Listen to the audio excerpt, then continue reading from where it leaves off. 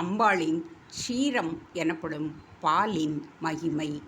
அம்பாள் கேசாதிபாத வர்ணனையில் அடுத்ததாக வஷோருகத்தை, அதாவது மார்பகத்தை பற்றி ஸ்லோகங்கள் பாடியுள்ளார் ஆச்சாரியார்.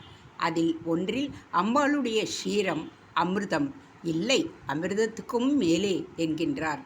அமிர்தம் சாப்பிட்ட தேவர்கள் நித்திய யவனர்களாக இருப்பவர்கள், அதாவது நடுத்தர வயதாகவே இருப்பவர்கள்.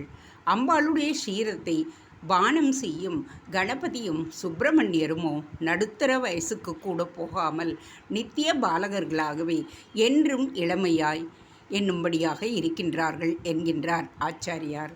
இன்றைக்கும் கூட பாலகர்களாகத்தான் இருக்கின்றார்கள். என்ன தாத்பரியம் அதில்? காமமே தெரியாத ஞான மூர்த்திகளாக அந்த இரண்டு பேரையும் அம்பாளுடைய க்ஷீர மகிமை பண்ணிவிடுகிறது என்பதுதான்.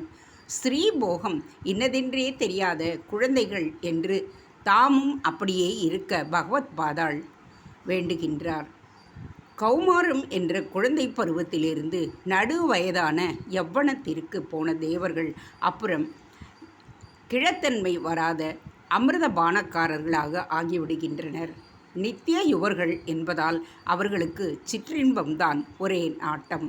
அதனால் க்ஷீரசாகர அமிர்தத்தை விட சௌந்தரியகரமான அம்பாளின் க்ஷீராமிர்தம் ரொம்ப ரொம்ப உசந்தது தானே.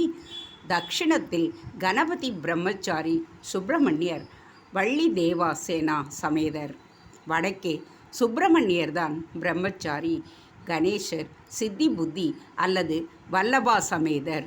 பிரம்மச்சரிய பரகாஷ்டையாக, அதாவது எல்லைக்கோடியாக இருந்த ஆச்சாரியால் தக்ஷிண தேச கணபதியையும் உத்தர தேச சுப்பிரமணியரையும் ஒன்று சேர்த்து பாடியிருக்கின்றார். அம்பாளுடைய க்ஷீரம் ஞானப்பால் என்று காட்டியிருக்கின்றார். தேங்க்ஸ் ஃபார் வாட்சிங். Please subscribe.